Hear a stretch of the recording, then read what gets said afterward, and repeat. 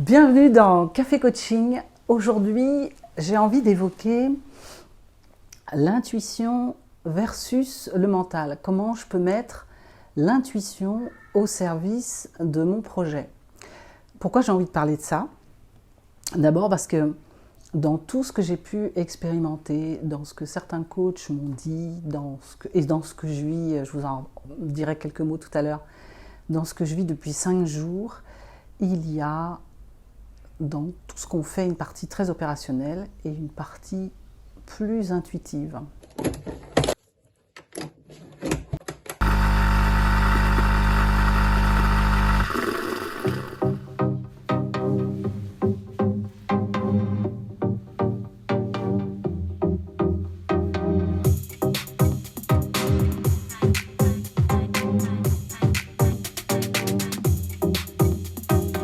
Alors la personne que j'invite aujourd'hui pour discuter avec moi, qui va avoir une belle conversation, je l'intuite, ça a déjà commencé ce midi, c'est France Drillon, je la laisserai se présenter.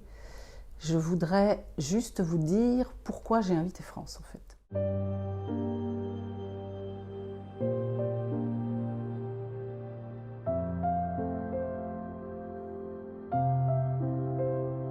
Je suis un peu émue parce que France, c'est la première fois que je la rencontre en vrai, en chair et en os.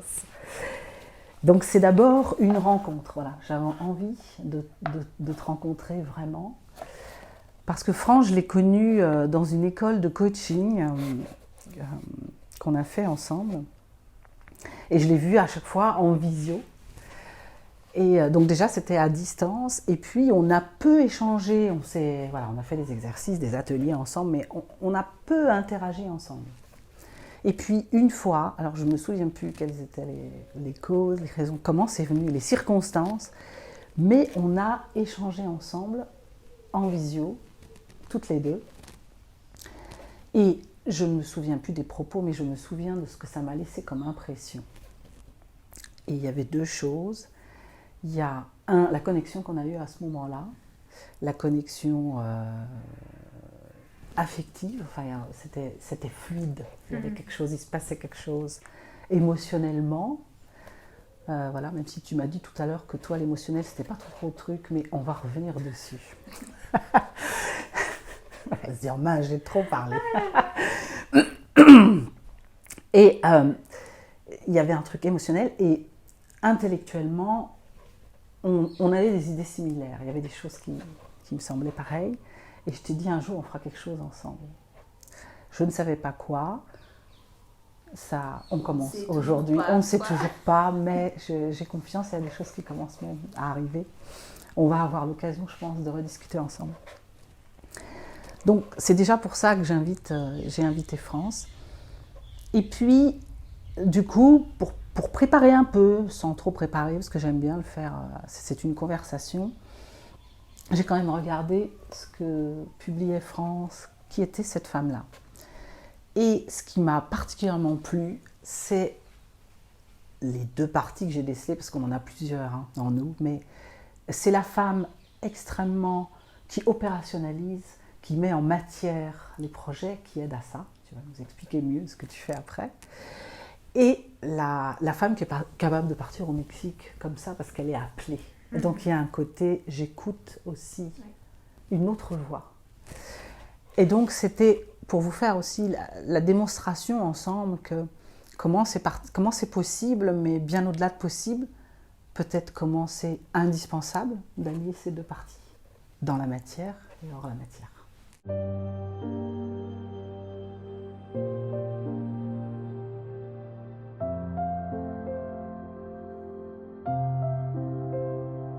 Bienvenue dans Café Coaching, France. Merci en tout cas pour ton invitation. Je suis ravie que tu aies fait le chemin jusque-là. Je suis vraiment très contente, ça a été un vrai plaisir quand tu m'as dit oui, assez spontanément. Oui, je pars en excursion. Oui, parce que tu arrives tu as fait 1h30 de trajet. Oui, c'est un peu le... Je pars en vacances quoi. Tu pars en vacances. Voilà. Puis là, tu es bien avec le thé. Ah oui, ma petite tisane, bien entourée, donc c'est parfait. Génial. Alors, Je vais te laisser te présenter. Ah Déjà. ah. Dis-nous un peu, comme ça, là, quelqu'un qui a envie de savoir qui tu es. Qu'est-ce que tu dis quand on dit qui es-tu?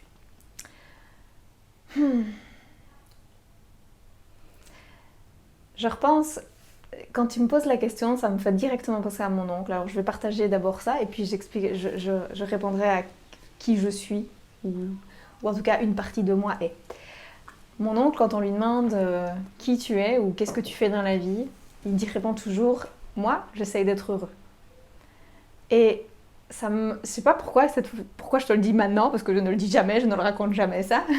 Et je me dis, en fait, qui suis-je?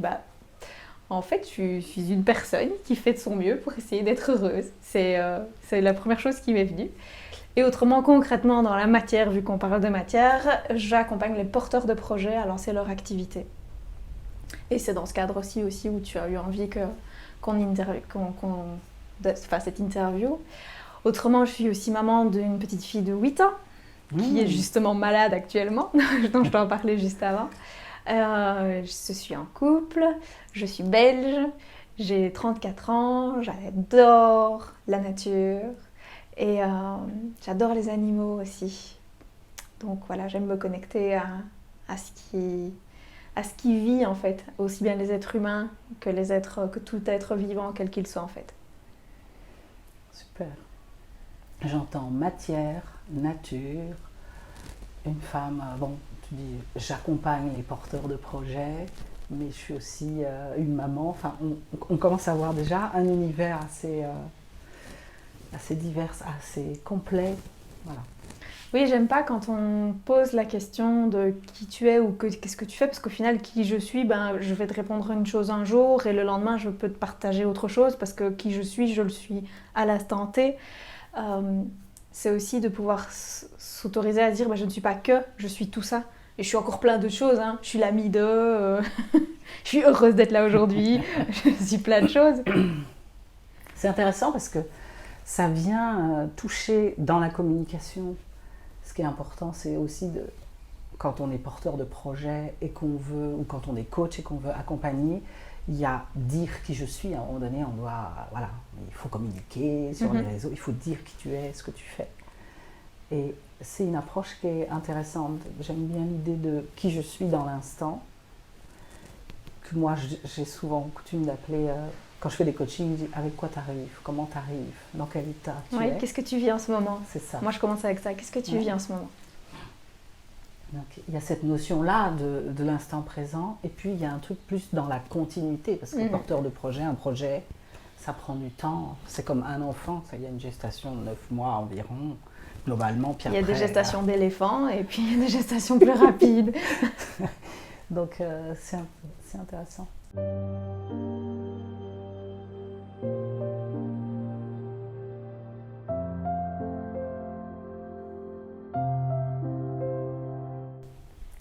Alors, je sais que tu as coutume, j'ai été regarder un peu ce que tu faisais, un petit peu, je me suis intéressée à toi, mais j'ai plutôt envie de te rencontrer dans la matière. Oui, tu n'as pas des affiches partout de moi dans ta maison pour préparer l'interview. Voilà, j'ai pas mis toute une équipe pour benchmarker, faire tout un résumé.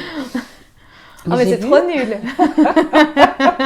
J'ai vu que tu avais coutume dans chacune de tes interviews, d'interroger quelqu'un, de tirer une carte et de faire évoquer les cartes. Alors on a ça en commun déjà, c'est que moi je m'aide beaucoup aussi des cartes, voilà. Mais je me réjouis de savoir pourquoi, parce que tu m'as dit que c'était pas du tout comme moi je les utilise. Alors, je vais pas le faire pareil. En fait, voilà, il y a une espèce de magie et ça vient sur le chemin, sur l'intuition, cette idée des fois il y a des choses qui nous arrivent et on doit avoir confiance dans ce qui nous arrive et faire taire le mental pour pas qu'il commence à dire mais n'importe quoi. Tu as dit, voilà, je suis juste une femme qui essaie d'être heureuse. Enfin, t'expliquais ça, il y avait un truc d'instant présent. Donc là, j'ai tiré des cartes, j'ai demandé comment se sent France là, maintenant. Comment est-ce qu'elle arrive? Tu vois, je suis déjà arrivée avec un panel, vu qu'il y en a 4 qui sont tombés. Alors, c'est intéressant parce que je suis en sécurité. Et moi, j'entendais, ce que j'entends aussi, ce que je vois, il y a sécurité au sens, je me sens bien. C'est ce que tu as dit tout à l'heure en arrivant. On est venu me chercher à la gare. Oui, je me sentais privilégiée. Donc voilà, tiens, je te la montre. Alors après, tu pourras me dire. Il y avait un truc de je suis prête, au sens. Moi, ça me faisait référence à tout ce que tu m'as raconté là. Tu es dans des conditions, et ça, c'est marrant aussi, c'est un deuxième point commun. On est toutes les deux là dans une période un peu où l'univers nous taquine un peu, avec des petits défis, oui. Hein, ce que j'appelle des défis, moi. Et là, on est tombé sur je suis prête, en fait. Un truc de mais c'est ok en même temps. Ma fille est malade, mais c'est là que j'ai envie d'être quand même. Tu vois, il y a ce truc-là. Je suis libre et sauvage. Oh, j'adore. J'adore. C'est cette notion de... En fait, il y a deux choses. Il y a un peu cette dualité. Alors, j'ai pas forcément envie de les opposer. Moi, je les oppose pas. Mais libre et sauvage, il y a quand même un truc comme deux parties en toi. Tu vois, la femme qui est dans la matière et puis celle qui est très inspirée. Il y a la première impression qu'on peut se faire de toi. Moi, je t'ai rencontrée pour la première fois. Ou ce que j'ai pensé la première fois que je t'ai vue en visio, où tu faisais un peu sérieuse, comme ça, où je me disais, mais oula, comment je peux intéresser cette femme, tu vois, il y a même un truc de... Mais c'est vrai, on me le dit souvent, alors que moi, je me dis, mais les filles super simples, quoi. Enfin, et à côté de ça, parfois, il y a plein de gens, ils m'impressionnent aussi, donc je me dis, oh, ça va. Donc, il y a ça, tu vois, cette dualité, ouais. Et en même temps, cette proximité, ce truc de facilité qu'il y a avec toi. En fait, on est tout de suite comme à la maison, j'ai envie de dire, tu vois. Et on te sent... Il y a une femme libre en toi, complètement... ouais, sauvage, je pense qu'on aura l'occasion de revenir dessus.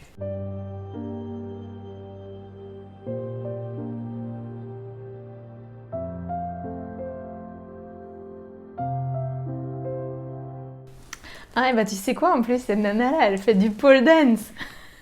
Comme moi. Et tu fais du pole dance? Oui, j'avais un souci, parce que c'est pas encore 100% réglé, j'avais un gros souci interne avec ce côté féminin. Je peux t'expliquer juste l'exemple. Donc en fait, avec mon compagnon, d'ailleurs c'est comme ça qu'on s'est rencontrés, à la bachata. Donc la bachata, c'est une danse très sensuelle, qui vient de République dominicaine, Porto Rico, et il y avait des mouvements que j'arrivais pas à faire parce que ça nécessite vraiment un laisser-aller dans son corps, mais que j'associais chez moi à quelque chose comme si j'assumais pas une part de féminité, une part de vulgarité. J'associais ça à de la vulgarité quand c'était moi qui devais faire ces mouvements-là, alors que quand je voyais des nanas le faire, je me disais oh, mais putain, c'est trop canon. Et du coup, d'ailleurs, j'ai arrêté la danse parce que j'arrivais à un stade où j'assumais pas du tout cette part-là. Et je me suis dit, tiens, quel sport me permettrait de pouvoir aller à la rencontre seule de ce côté sauvage, un peu sauvage, et en même temps dans cette sensualité. C'est ça le mot que je cherchais, c'est cette sensualité. Et en fait, je le découvre petit à petit dans le pole dance. Donc voilà pourquoi j'ai eu envie de faire du pole dance. Du coup, il y a une question qui me vient.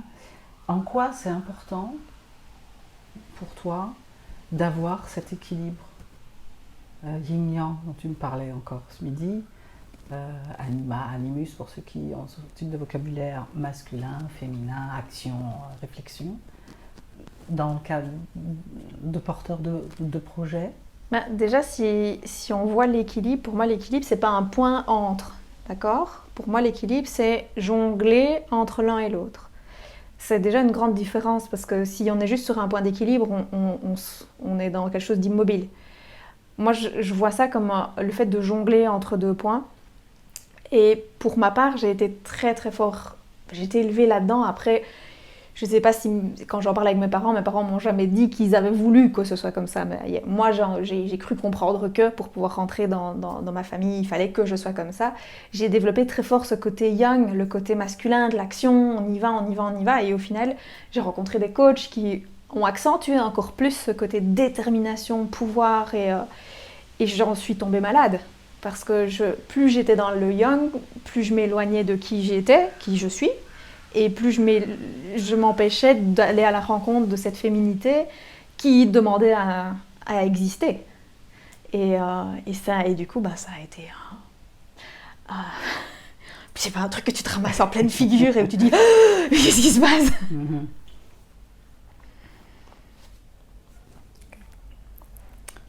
Tiens, c'est marrant, regarde ce qui vient là. Je capitule. Dans le sens, accepter de capituler, c'est pas je laisse tomber. abandonner, je laisse tomber, c'est vraiment ok, je suis ok, j'accueille. Ouais. Donc moi je suis toujours surprise par la pertinence des cartes. Les cartes. Les cartes savent. Hein.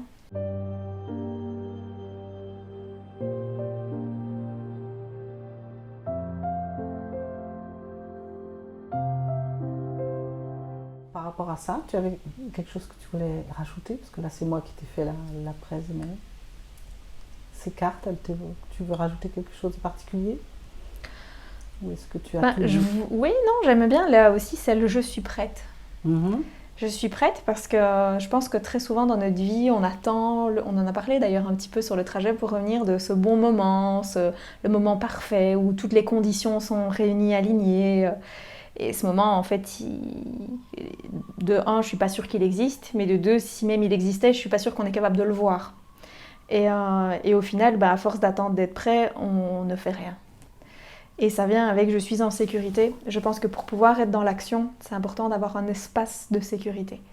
Parce que si on est dans l'insécurité, dans l'action, il y a un moment donné où il y a trop de « un » et ça nous oblige à nous arrêter pour pouvoir juste repositionner au moins des espaces de sécurité autour de nous pour pouvoir remettre du mouvement.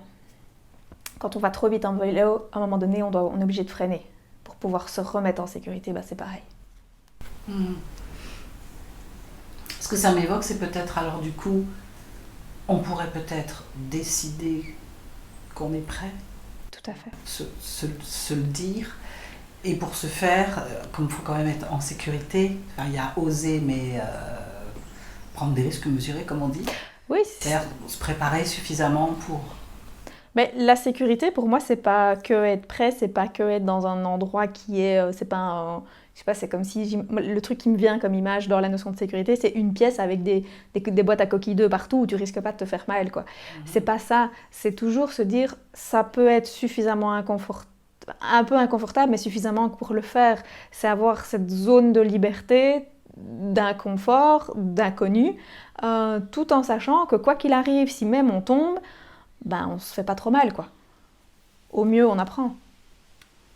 Ou quel conseil tu pourrais donner pour quelqu'un qui n'oserait pas, qui voudra attendre d'être en sécurité pour se lancer? C'est pas un conseil, c'est un dicton qui m'a toujours drivé dans toutes les décisions que j'ai dû prendre.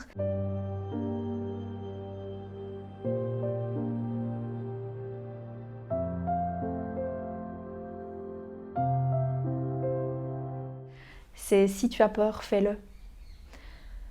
C'est toujours cette notion de « allez, je mets du mouvement » parce que j'ai rien à perdre fondamentalement, j'ai qu'à expérimenter. Et si je vois toujours quoi que je fasse comme un grand terrain de jeu, et quoi qu'il arrive, j'apprends, j'expérimente. C'est même pas un terrain de jeu, c'est comme un laboratoire scientifique où tu fais plein de petites expériences et il peut rien se passer de catastrophique. Parce que c'est les laboratoires qu'on donne aux enfants de 8 ans, hein. C'est pas les grands labos, moi. C'est ceux où tu prends pas de risques. Donc du coup, moi, j'expérimente comme ça. Et j'aime bien, c'est mon côté scientifique qui a toujours envie d'expérimenter. D'ailleurs, quand j'étais petite, j'avais mon microscope, j'avais tous mes petits bazars, mes petits flacons, mes petites fioles, j'adorais ça. Et j'expérimente. Et quoi qu'il arrive, tu apprends quelque chose. On a encore un point commun, parce que moi j'ai coutume de dire derrière nos peurs, il y a nos plus grands rêves.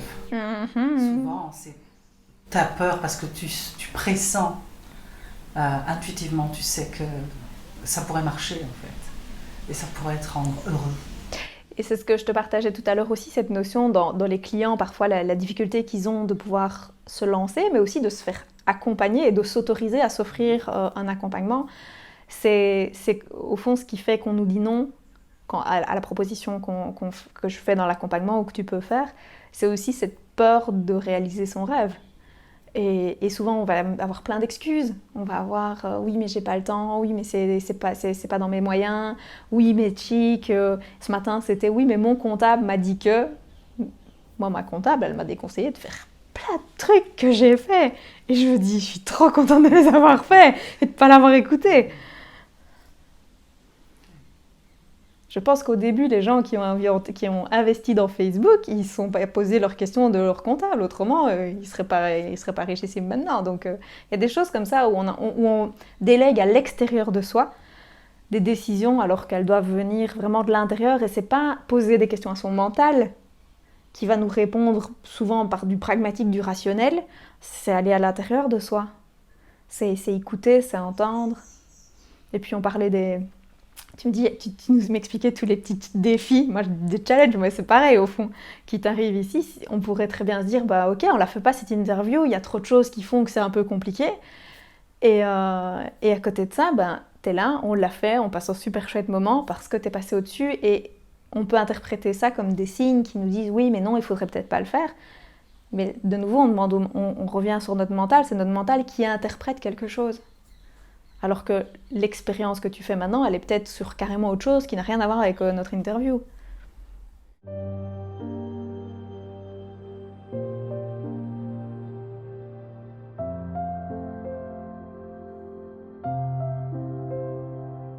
Et puis il y a aussi comment ça vient renforcer la confiance d'être déjà dans l'instant présent.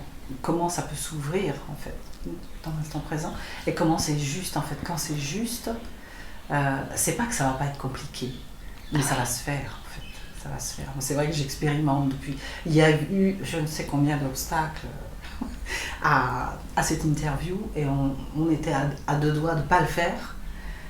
Et finalement, à chaque fois qu'il y avait un obstacle, je me suis centrée sur ce que j'avais à l'intérieur. J'avais l'envie, toi tu parles de joie, c'est un truc. Moi j'avais la joie, tu vois, de te rencontrer. Je me disais, je vais quand même essayer. Et si c'est pas juste de le faire, alors il y aura un truc qui sera insoluble. Et au fur et à mesure, tout s'est résolu finalement. Et on se retrouve là. Voilà. Bon. T'as la joie, et puis moi j'ai aussi cette sensation, t'as peut-être aussi la même chose, c'est quand je pose une question et que je reviens à l'intérieur, où il y a un espace de vide qui fait que c'est agréable. Où en fait il n'y a pas de question à se poser, c'est comme ça, et c'est ok. Et par contre, quand je me pose une question et que je descends et que ça fait ou qu'il y a quelque chose dans mon corps qui est douloureux, parce que c'est pas toujours là que ça se passe, ça peut se passer ailleurs dans mon corps, là je sais que c'est pas juste. Ouais. Et là c'est clair que pour aujourd'hui, moi j'avais pas de questions au moins. Ça va.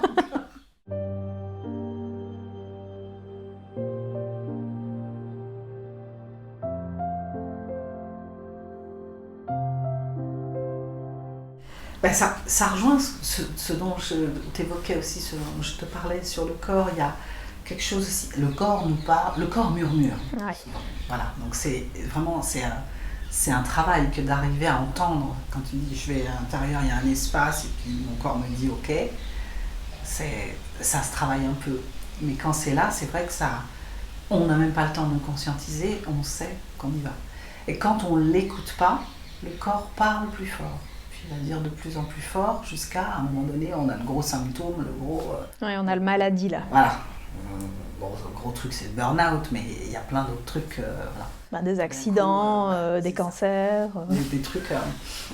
Donc ça, c'est aussi une voie intéressante d'écoute. Mm-hmm. Je me suis même souvenu qu'à l'école, on avait fait un exercice pour savoir prendre une décision. Oui, mais je l'utilise et je l'apprends à mes clients. Hein. Ouais. D'interroger selon là où le corps réagit. Balance, ça peut être un oui ou un non. Alors, là, je fais ça parce que... Moi, c'est comme ça aussi. C'est comme ça aussi. Il n'y a pas de hasard. Mais oui, c'est intéressant aussi d'aller... C'est une voie de plus parce que le mental, souvent, se bloque avec des freins, des croyances, des peurs. c'est trop facile, alors il va y avoir un truc, c'est pas possible. Et si on pouvait profiter de la vie? Et du coup, on peut être freiné dans quelque chose qui est juste essentiel pour nous.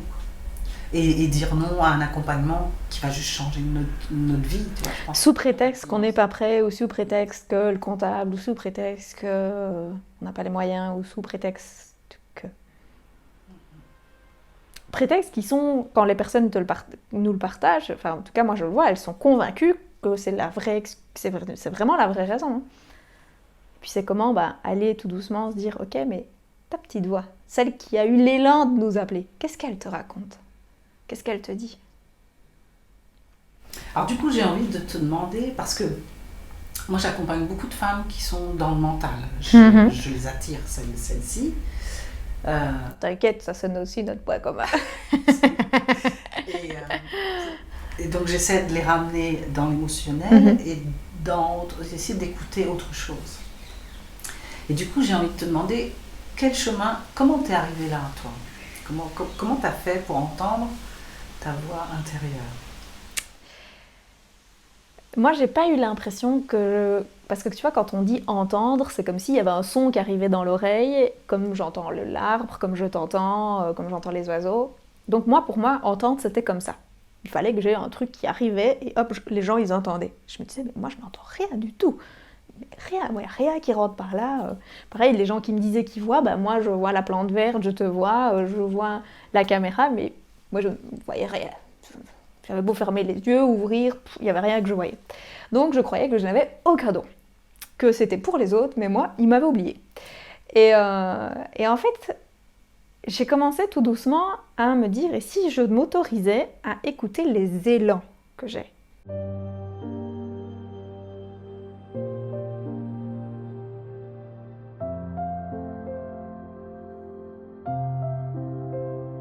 Raconte-nous, parce que tu me l'as un petit peu raconté, mais raconte-nous comment s'est passé ton départ au Mexique. Le départ? Ouais. Qu'est-ce qui fait qu'un jour... Qu'est-ce qui a fait que t'es partie au Mexique? Donc d'abord, il faut savoir que c'était pas du tout dans mes projets de partir au Mexique. C'était pas du tout dans mes projets de partir à Cancun. J'avais toujours dit, je n'irai jamais à Cancun. Moi, je voyais que le cul-plage, donc je m'étais dit, ça m'intéresse pas. Donc je me suis réveillée un matin avec vraiment une douleur dans l'épaule, une douleur que je connaissais parce que j'avais déjà vécu cette douleur-là il y a des années. Quand je me suis lancée en tant que diététicienne, je savais que je voulais travailler et être mon propre patron. Enfin, c'est surtout que je ne voulais pas travailler pour quelqu'un d'autre. C'est très différent. Et ça ne laisse pas beaucoup de choix quand tu ne veux pas travailler pour quelqu'un d'autre. Mais en attendant, j'ai quand même travaillé dans une boulangerie pour pouvoir payer mon loyer et ainsi de suite. Et je me suis réveillée un jour avec cette douleur-là qui m'a incitée à changer et à prendre un angle de vue différent et à vraiment me bouger pour ce qui était vraiment important pour moi. Et donc là, je me suis dit, ok, il y a quelque chose dans ma vie, je sens que je suis à ma place, je sens que je suis au bon endroit, donc qu'est-ce qui doit bouger dans ma vie? Et je comprenais pas. Et la douleur, elle amplifiait. Et un jour, je me suis dit, ok, donnez-moi des informations, est-ce que je dois partir, est-ce que je dois faire quelque chose? Et pendant la nuit, j'ai rêvé du Yucatan. Là, je me suis dit, what the fuck, je vous ai dit Cancun, c'est non. Je ne vais pas à Cancun. Et puis j'en parle avec mon conjoint le matin et j'ai toujours un livre avec moi qui s'appelle Conversation avec Dieu. Et ce livre-là, c'est un livre qui me permet d'avoir des réponses. Et donc je prends mon livre et je pose la question, est-ce que je dois partir dans le Yucatan? J'ouvre le livre et la réponse c'est oui, vas-y. Là je me dis, ils se foutent vraiment de ma gueule. C'est pas possible. Donc là on rigole tous les deux. Mais au fond de moi, je stresse parce que ça veut dire aller dans un autre continent, dans un pays dans lequel je ne suis jamais allée. Et au fond de moi, je sens que je dois partir seule, en plus que je ne vais pas partir avec lui. Parce qu'avant ça, si je dois me remettre en situation, j'avais dit à mon conjoint, on partirait bien sur un petit week-end à Barcelone, on fera un petit peu cool, je lâcherai un petit peu du lest, ce sera un peu plus calme. Et puis c'est passé par je vais partir toute seule à Barcelone, je sens que je dois être toute seule. Donc de Barcelone partir, à part l'espagnol, il n'y avait pas de point commun, quoi. Hein. Je partais de l'autre côté de l'Atlantique, et puis là, t'es confrontée à plein de peurs.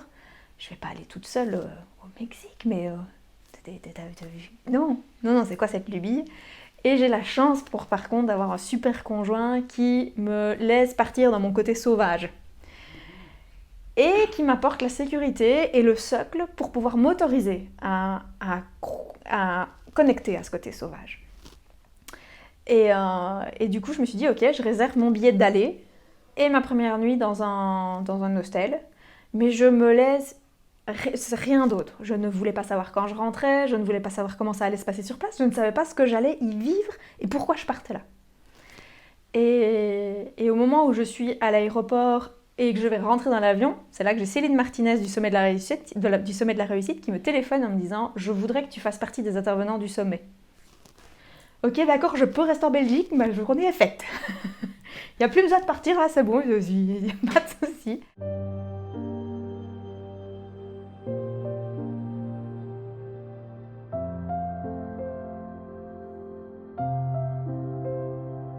Et puis, j'avais mis comme intention d'aller me connecter à la foi et à la confiance. À la confiance à la fois dans qui je suis, dans ce que je peux apporter aux autres, à la fois dans la vie, dans les synchronicités.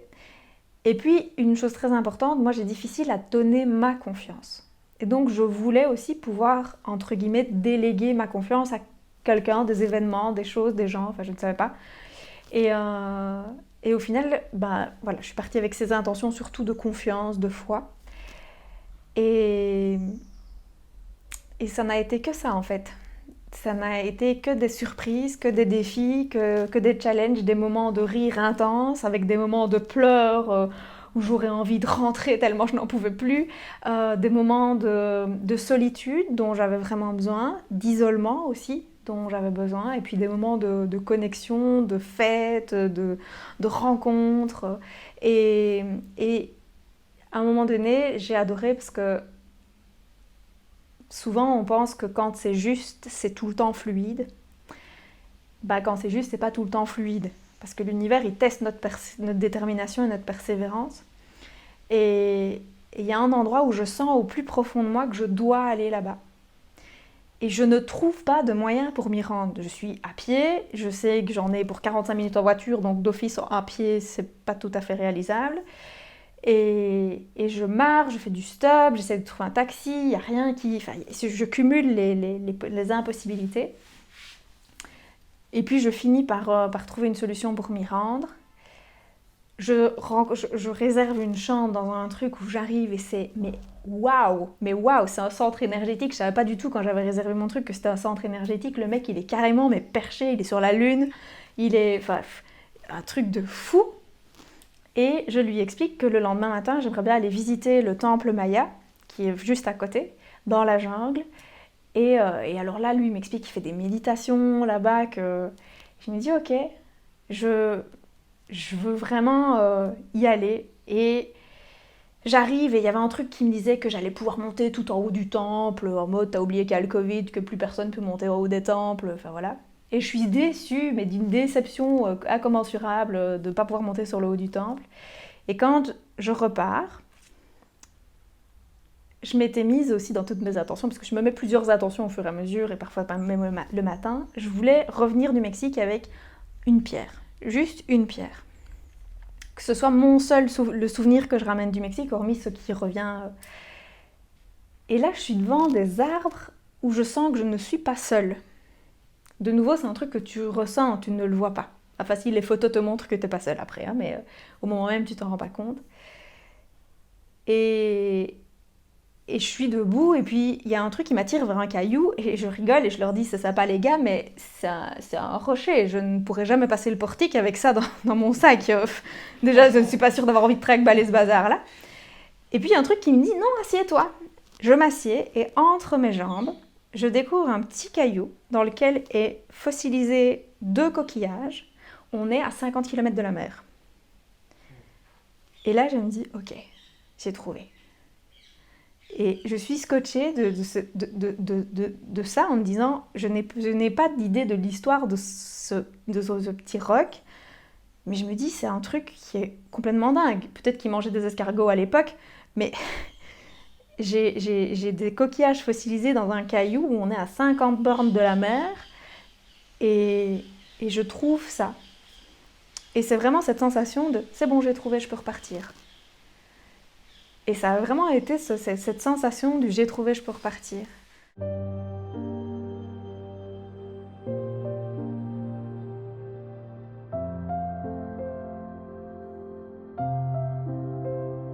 Donc il y a une chose aussi que j'ai appris là-bas au Mexique, c'est que chez nous, on fait tout très vite. On parle vite, on marche vite, on veut les choses vite, on veut des résultats rapides, on veut tout vite. Et je veux me rendre à une cénote, donc dans le Yucatan, dans le Quintaro, la spécificité, ce sont des cénotes, donc c'est des bassins d'eau douce, qui viennent du sol, en fait, enfin, dont l'eau vient du sol, et on peut se baigner dans une partie de cela. Et il y a genre 5 km, mais 5 km au Mexique, tu as l'impression que tu en as 40, parce que ça fait comme ça, c'est un petit peu comme aux États-Unis.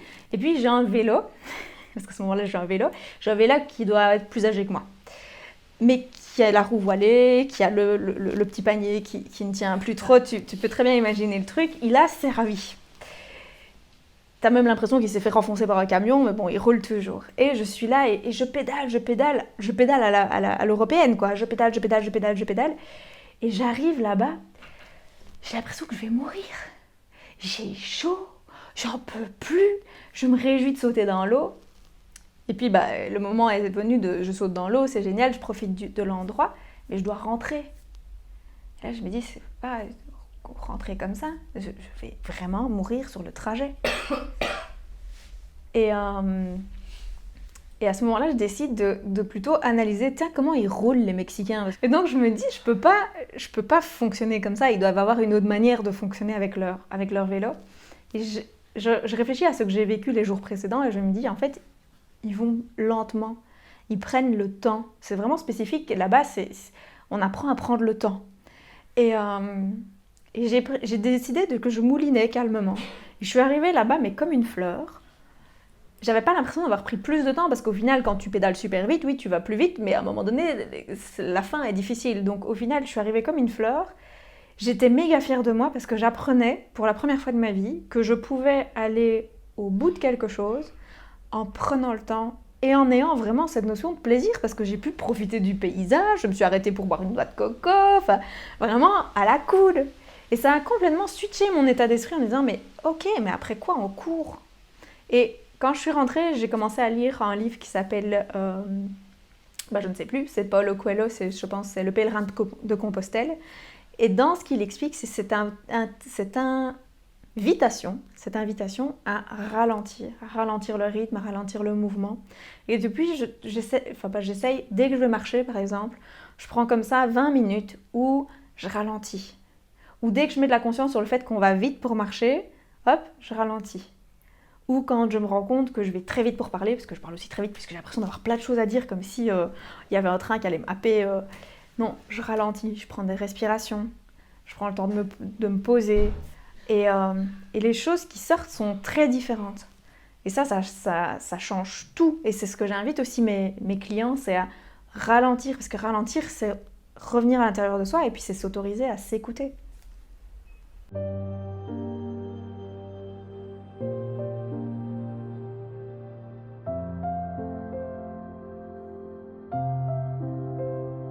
Quand tu ralentis, ça vient te connecter à une foi qui est complètement inébranlable. Parce que ça revient à chaque fois à l'intérieur dans cette notion de justesse, d'équilibre, d'écoute. Du coup, ça te connecte toujours au fait que, ok, quand c'est pas là maintenant, ok, ce sera peut-être là plus tard.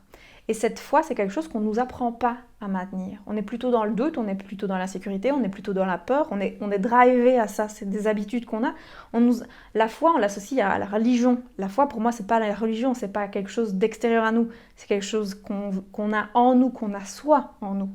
Et quand on a cette foi inébranlable en soi, que son projet, d'une manière ou d'une autre, va devenir une activité, peu importe ce qui va venir de l'extérieur comme stimuli, ça va juste te permettre de trier, d'avancer, d'apprendre, d'avoir des défis, d'avoir des succès, des réussites, des victoires. Et ça va t'aider à traverser ton chemin. Nous voilà arrivés au terme de cette émission, l'intuition au service de tes projets. Je n'ai pas vu personnellement le temps passer, j'aurais pu continuer des heures avec France. Merci d'avoir écouté cet épisode, j'espère que l'interview aura été inspirante pour toi. Je remercie France pour sa belle présence et sa pétillante énergie. J'espère, quant à vous, vous tous, que vous trouverez l'inspiration pour écouter plus finement votre petite voix intérieure, pour la mettre au service de vos actions. Si vous avez aimé ce moment, si vous avez trouvé des tips intéressants, quelque chose qui peut parler à votre entourage, partagez cet épisode. Si vous souhaitez être averti des prochains, activez la cloche pour avoir une notification. Et si vous avez envie tout simplement de soutenir la chaîne et voir se déployer d'autres moments comme celui-ci, abonnez-vous. Je vous remercie encore de votre écoute et de votre confiance et je vous dis à très vite.